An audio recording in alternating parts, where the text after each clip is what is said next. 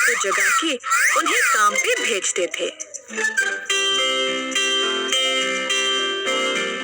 चंद्रा और सूरी नामक दो मुलाजिम जमींदार के लिए काम पे नए नए आए हुए थे,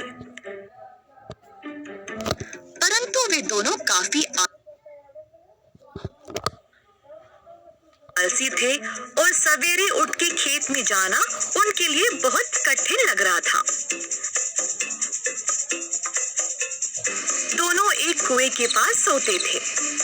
एक दिन चंद्रा ने सूर्य से कहा, हाय रे, हर रोज सवेरे जाग के जाना बहुत ही कठिन काम है ना। सूर्य को भी ऐसा ही लगा। हाँ चंद्रा, परंतु हम करे तो क्या करें, मुर्गे के कुकड़कू से ही जमींदार जी जाग जाते हैं। अरविंद जी ने इन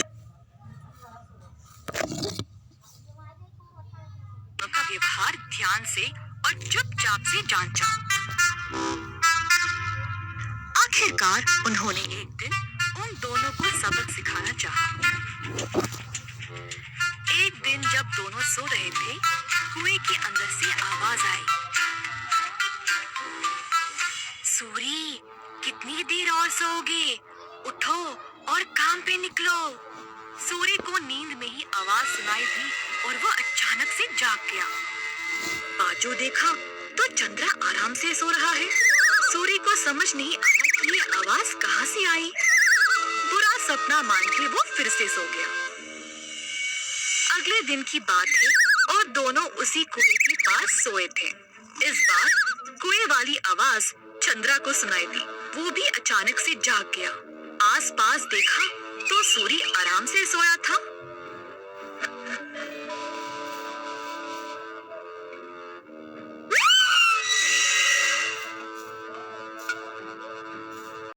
कोई बुरा सपना था शायद, ऐसा सोचकर वो भी फिर से सो गया। अगले दिन जब वे दोनों फिर से वहीं पे सो रहे थे, अचानक से एक खतरनाक आवाज सुनाई दी। दोनों एक साथ जागे और डर गए, एक दूसरे को देखने लगे। भाई सूरी, आपको भी सुनाई दिया क्या? हाँ चंद्रा, मैं बहुत डर गया और ये कोई बुरा सपना भी नहीं है। ये भयानक आवाज इस कुएं से आ रही। मैं काम पे निकल रहा हूँ, तुम्हें आना तो आओ। रुको रुको, मैं भी आऊंगा। उस दिन दोनों ने बहुत मेहनत से खेत में काम किया और दोपहर में भोजन के समय जमींदार जी के पास आए।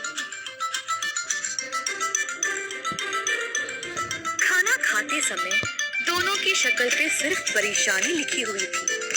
जमींदार जी ने पूछा कि हुआ क्या। चंद्रा और सूरी ने सारी घटना सुनाई। ये सुनकर जमींदार जोर जोर से हंसने लगे। सुनो तुम दोनों, वो कोई भूत या बुरा सपना नहीं था।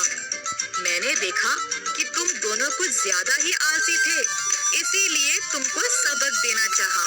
कुएं के पास वो मैं ही था जो आवाजें निकाल रहा था। अब आई समझ। अब से ये सुस्ती छोड़ो और ठीक से काम करो।